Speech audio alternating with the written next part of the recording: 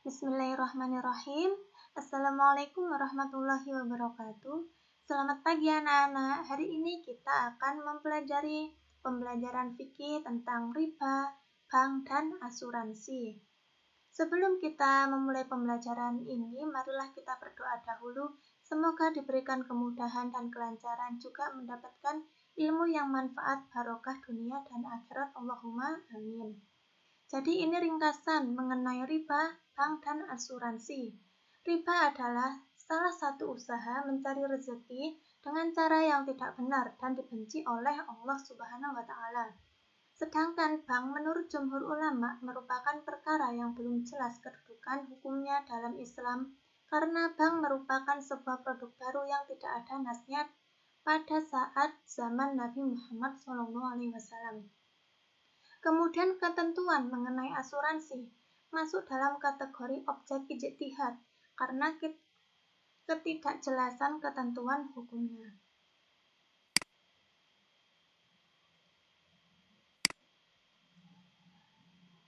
Sekarang kita masuk pada bab riba. Riba yang berasal dari bahasa Arab artinya tambahan atau ziyadah, yang berarti tambahan pembayaran atas uang pokok pinjaman. Sementara itu, menurut istilah riba adalah pengambilan tambahan baik dalam transaksi jual-beli maupun pinjam-meminjam secara batil atau bertentangan dengan prinsip muamalah dalam Islam. Dasar hukum melakukan riba adalah haram menurut Al-Quran, Sunnah, dan ijma' ulama. Keharaman riba terkait dengan sistem bunga dalam jual-beli yang bersifat komersial. Di dalam melakukan transaksi atau jual-beli terdapat keuntungan atau bunga tinggi melebihi keumuman atau batas kewajaran, sehingga merugikan pihak-pihak tertentu, sehingga identik dengan nuansa sebuah transaksi pemerasan. Seperti yang dijelaskan dalam surat Al-Baqarah ayat 275, yang artinya sesungguhnya jual-beli itu sama dengan riba, padahal Allah telah menghalalkan jual-beli dan mengharamkan riba. Macam-macam riba ada 4. Yang pertama adalah riba fadl, yaitu tukar-menukar atau jual-beli antara dua buah barang yang sama jenisnya, namun tidak sama ukurannya, yang diisyaratkan oleh orang yang menukarnya, atau jual-beli yang mengandung unsur riba pada barang yang sejenis dengan adanya tambahan pada salah satu benda tersebut. Yang kedua adalah riba nasi'ah, yaitu mengambil keuntungan dari pinjam-meminjam atau tukar-menukar barang yang sejenis maupun yang tidak sejenis karena adanya keterlambatan waktu pembayaran. Yang ketiga adalah riba qardi, yaitu meminjamkan sesuatu dengan syarat ada keuntungan atau tambahan dari orang yang meminjam. Yang keempat adalah riba yad, yaitu pengambilan keuntungan dari proses jual-beli di mana sebelum terjadi serah terima, barang antara penjual dan pembeli sudah terpisah. Adanya hikmah dilarangnya riba. Yang pertama adalah menghindari tipu daya di antara manusia. Yang kedua, melindungi harta sesama muslim agar tidak dimakan dengan batil. Yang ketiga, memotivasi orang muslim untuk menginvestasi hartanya kepada usaha-usaha yang bersih dari penipuan, jauh dari apa saja yang dapat menimbulkan kesulitan dan kemarahan di antara kaum muslimin. Yang keempat adalah menjauhkan orang muslim dari suatu yang menyebabkan kebinasaan, karena pemakan riba adalah orang yang zalim, dan akibat kedolimannya adalah kesusahan. Yang kelima adalah membuka pintu-pintu kebaikan di depan orang muslim agar ia mencari bekal untuk akhirat. Yang keenam, rajin mensyukuri nikmat Allah Subhanahu wa Ta'ala dengan cara memanfaatkan untuk kebaikan, serta tidak menyia-nyiakan nikmat tersebut. Kemudian yang terakhir adalah melakukan praktik jual beli dan utang piutang secara baik menurut Islam. Jadi, contoh riba di dalam kehidupan sehari-hari yaitu seperti hutang piutang yang adanya bunga. Misalnya, Sari meminjam uang 100 juta di bank. Kemudian dalam jangka 2 minggu akan mengembalikan uang tersebut. Tetapi jika telat, maka akan mendapatkan bunga 20%. Maka 20% itu dinamakan riba dan hukumnya haram. Kemudian kita akan membahas tentang bank. Kata bank berasal dari bahasa Italia, banca yang berarti meja. Menurut UU nomor 10 tahun 1998 tentang perbankan, yang dimaksud bank adalah badan usaha yang menghimpun dana dari masyarakat dalam bentuk simpanan dan menyalurkan kembali kepada masyarakat dalam bentuk kredit atau bentuk-bentuk lainnya dalam rangka meningkatkan taraf hidup rakyat banyak. Bank merupakan masalah baru dalam khazanah hukum Islam, maka para ulama masih memperdebatkan keabsahan sebuah bank. Adapun fungsi bank di Indonesia, yang pertama adalah menyimpan dana masyarakat, yang kedua menyalurkan dana masyarakat ke publik, ketiga memperdagangkan hutang piutang, yang keempat mengatur dan menjaga stabilitas peredaran uang, yang kelima tempat penyimpan harta, kekayaan atau uang dan surat berharga yang terbaik dan aman. Yang terakhir adalah menolong manusia dalam mengatasi kesulitan ekonomi keuangan. Tujuan bank sendiri adalah menolong manusia dalam banyak kesulitan, peminjaman uang tunai atau kredit. Contohnya akan membuka usaha, tidak punya uang atau modal, maka bisa pinjam ke bank. Kemudian meringankan hubungan antara para pedagang dengan pengusaha dengan memperlancar pemindahan uang atau money transfer. Jadi kita bisa mentransfer atau memindahkan uang dalam jarak jauh. Yang ketiga adalah bagi hartawan adalah untuk menjaga keamanan dan memberi perlindungan dari penjahatan dan pencuri dengan menyimpan di tempat yang aman. Yang terakhir adalah untuk kepentingan dan perkembangan kepentingan baik nasional maupun internasional dalam seluruh bidang kehidupan. Hukum bank dalam Islam ada 3. Yang pertama adalah kelompok yang mengharamkan. Abu Zahra, guru 164, buku siswa kelas 10 MA Besar Fakultas Hukum Kairo, Mesir. Abu A'la Al-Maududi atau ulama Pakistan, dan Muhammad Abdullah Al-Arabi dari Kairo, mereka berpendapat bahwa hukum bank adalah haram. Sehingga kaum muslimin dilarang mengadakan tabungan dengan bank yang memakai sistem bunga. Karena bunga tersebut mengandung unsur riba seperti bab awal tadi, kecuali dalam keadaan darurat atau terpaksa. Yang kedua adalah kelompok yang tidak mengharamkan, yaitu Syekh Muhammad Shaltut dan Al-Hasan. Mereka mengatakan bahwa kegiatan bermuamalah kaum muslimin dengan bank bukan merupakan perbuatan yang dilarang.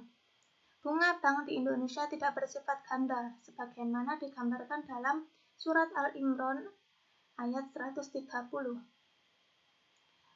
Yang terakhir adalah kelompok yang menganggapnya subhat atau samar. Bank merupakan perkara yang belum jelas kedudukan hukumnya dalam Islam karena bank merupakan sebuah produk baru yang tidak ada nasnya. Hal-hal yang belum ada nasnya dan masih diragukan ini yang dimaksud dengan barang subhat atau samar karena untuk kepentingan umum bank masih tetap dipergunakan dan diperbolehkan. Selanjutnya kita akan membahas tentang asuransi. Menurut istilah, ialah perjanjian pertanggungan bersama antara dua orang atau lebih. Pihak yang satu akan menerima pembayaran tertentu bila terjadi suatu musibah, sedangkan pihak yang lain termasuk yang terkena musibah membayar iuran yang telah ditentukan dalam waktu dan jumlahnya. Tujuan asuransi secara umum adalah untuk kemaslahatan dan kepentingan bersama melalui sistem iuran yang diordinir oleh penanggung asuransi. Perbedaan asuransi konvensional dan asuransi syariah. Asuransi konvensional adalah akad asuransi ini merupakan akad muawadah, yaitu akad yang di dalamnya kedua orang yang berakad dalam pengambil dan pengganti dari apa yang telah diberikannya. Yang kedua adalah akad asuransi, yaitu akad gharar. Karena masing-masing dari kedua belah pihak penanggung dan tertanggung pada waktu melangsungkan akad tidak mengetahui jumlah yang ia berikan dan jumlah yang ia ambil. Kemudian asuransi syariah, yaitu dibangun atas nama dasar ta'awun atau kerjasama, tolong-menolong, saling menjamin, tidak berorientasi, atau keuntungan materi semata. Kemudian asuransi syariah tidak bersifat muawadhah, tetapi tabaruk atau mudharabah. Hukum asuransi dalam Islam ada 3. Yang pertama adalah haram. Pendapat ini dikemukakan oleh Yusuf Qaradawi dan Muhammad Baqir Al-Muti. Alasannya adalah asuransi sama dengan judi. Kemudian asuransi mengandung unsur-unsur tidak pasti. Selanjutnya adalah asuransi mengandung hukum riba atau renten, sehingga asuransi mengandung unsur pemerasan karena pemegang polis apabila tidak bisa melanjutkan pembayarannya, preminya akan hilang. Premi yang sudah dibayar atau dikurangi. Alasan selanjutnya adalah premi-premi yang sudah dibayar akan diputar dan praktek-praktek riba. Yang terakhir adalah asuransi termasuk jual beli atau tukar-menukar mata uang tidak tunai. Kemudian hukum boleh menurut Abdul Wahab Khalaf, Mustafa Ahmad Zarko, Muhammad Yusuf Musa, dan Abdul Rahman Isa. Beliau beralasan, yang pertama, tidak ada nas yang melarang asuransi. Kedua, ada kesepakatan dan kerelaan dalam dua belah pihak, saling menguntungkan kedua belah pihak, dan asuransi dapat menanggulangi kepentingan umum, sebab premi-premi yang terkumpul dapat diinvestasikan untuk proyek-proyek yang produktif dan pembangunan. Yang terakhir, asuransi termasuk akad mudharabah. Kemudian hukum subhat. Alasan golongan yang mengatakan asuransi subhat adalah karena tidak ada dalil yang tegas yang menyatakan halal atau haramnya asuransi tersebut. Manfaat asuransi syariah. Yang pertama, tumbuhnya rasa persaudaraan dan rasa sepenanggungan di antara anggota. Yang kedua, implementasi dari anjuran Rasulullah agar umat Islam saling tolong-menolong. Yang ketiga, jauh dari bentuk-bentuk muamalah yang dilarang syariat. Yang keempat, secara umum dapat memberikan perlindungan dari resiko kerugian yang diderita satu pihak.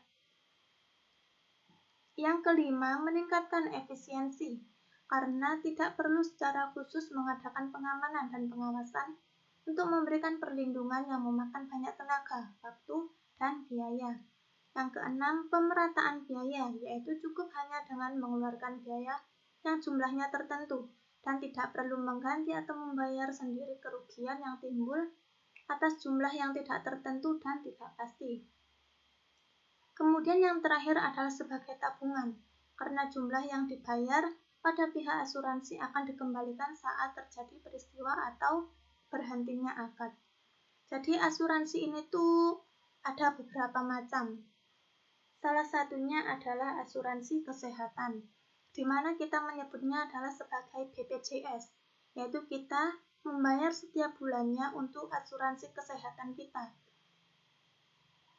Asuransi kesehatan menangani masalah kesehatan dan melindungi finansial kita dalam menanggung biaya, mulai dari proses perawatan sakit yang diderita hingga kita sembuh.